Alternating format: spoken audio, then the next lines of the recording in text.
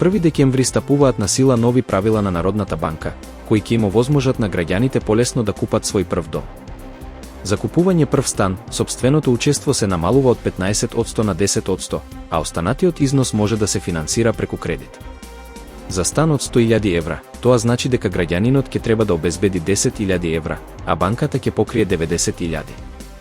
Условот за ратаплата останува ист, максимум 55% од платата може да оди за отплата на кредитот.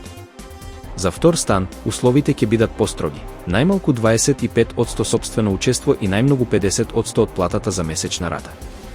Поволностите важат само за лица кои немаат друг имот и ќе живеат во новиот стан. Ќе биде потребна нотарски заверена изјава и комунални сметки на новата адреса.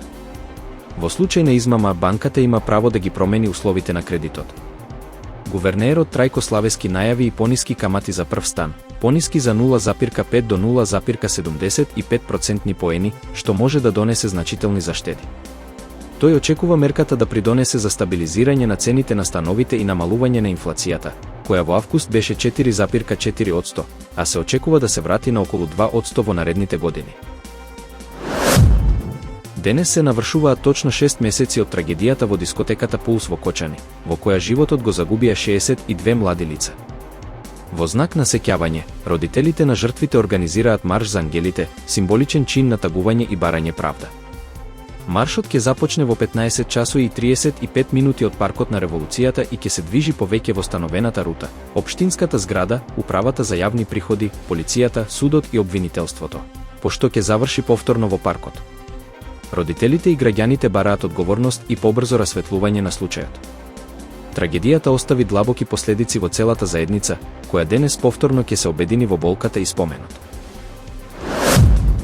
Службата за надворешно разузнавање на Русија ја обвини Европската унија и нејзините членки дека стојат зад антивладините протести во Србија, со цел да донесат на власт послушно раководство лојално на Брисел, во соопштение од 15 септември.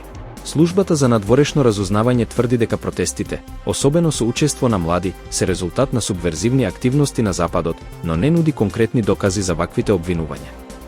Според службата за надворешно разузнавање, европските елити се обидуваат да го применат моделот на обоена револуција, но без посакуваниот ефект во Србија. Како главни причини за неуспехот, агенцијата ги наведува силното патриотско чувство, влијанието на Српската православна црква и сеќавањето на НАТО бомбардирањето од 1999 година. Во соопштението се спомнуваат и студентските протести по трагедијата во Нови Сад, при што загинаа 16 лица. Службата за надворешно разузнавање тврди дека протестите се користат за радикализација на младите и барање избори, а како дел од наводната стратегија на ЕУ.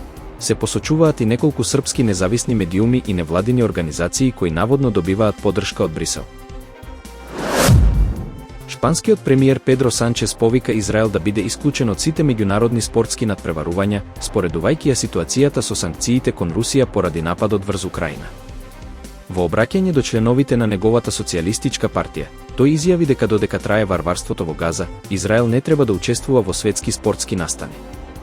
Повикот доаѓа по инцидентот на последната етапа од велосипедската трка Вуелта, кога пропалестински демонстранти ја прекинаа трката во Мадрид протестирајќи против учеството на израелскиот тим Премиер Тек. Демонстрантите се судрија со полицијата, при што беа уапсени 2 лица, а 22 беа полесно повредени. Санчес побара спортските организации да покажат доследност и да ја разгледаат етичноста на учеството на Израел, исто како што постапија со Русија. Изјавата предизвика силни реакции и се очекува да поттикне нова дебата во меѓународната спортска заедница. Полските безбедносни служби денеска неутрализираа беспилотно летало кое летало над владините згради во центарот на Варшава, соопшти премиерот Доналд Туск. Дронот бил забележан над улицата Паркова и палатата Белведер, официјална резиденција на полскиот председател. Двајца државјани на Белорусија се уапсени, а полицијата спроведува истрага. Инцидентот се случува во период на зголемена безбедносна напнатост, откако минатата недела руски дронови влегоа во полскиот воздушен простор во најголемиот таков упад од почетокот на војната во Украина.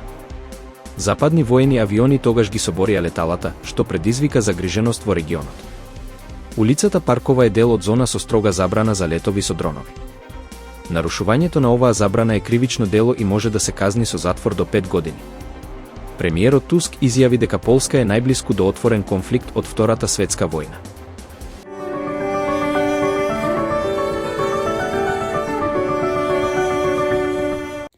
Следува период на претежно сончево време, освен во среда кога ќе преовладува променливо облачно време со сончеви периоди. Во среда и четврток ќе дува умерен вдолж поврдарието засилен северен ветер, а дневните температури ќе опаднат за неколку степени, соопшти управата за хидрометролошки работи.